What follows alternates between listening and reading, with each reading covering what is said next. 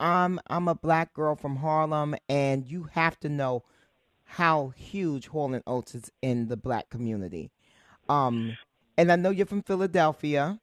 Hmm. Um, and so when you guys, well, one, when did you become aware that Hall and Oates was like a big thing in the black community? Very, very early on. The Wow. first record Daryl made with his group was called the Temptones, and he was friends with Paul Williams from the Temptations, Mm-hmm. and I was with a group called the Masters, and we put out records independently of each other. We did not know each other the summer of 1967, and our records were being played on WHAT and WDAS, which were the R&B stations in Philadelphia.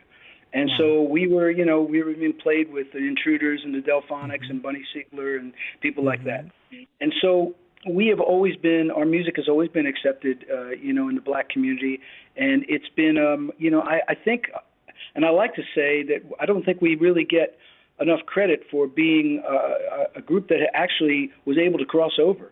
Yeah. And earlier than Prince and earlier than Michael and all that stuff. Our records have always been played on black radio as well as white rock radio. So I'm very proud of that fact. And because as far as I'm concerned, music is music, and color should not be part of it.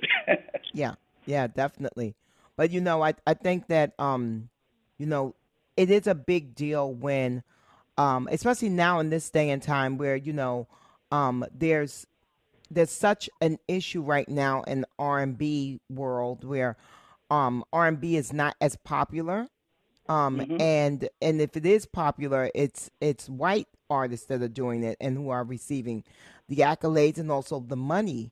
And so I think for me from the outside looking in, I just remember how cool and how we felt like you guys were a part of us, a part of our culture and our community, and you were never looked upon as like culture vultures or, people that were appropriating the music. It felt genuine in an authentic way. Well, that's one of the finest compliments I could take, and I appreciate that. Yeah.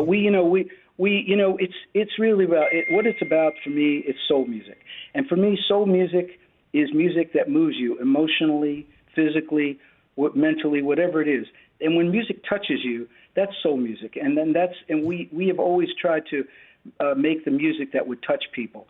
And if it touches people of all races, then all the better as far as I'm Yeah. concerned, because I don't like boundaries, and I don't like to see things being segregated.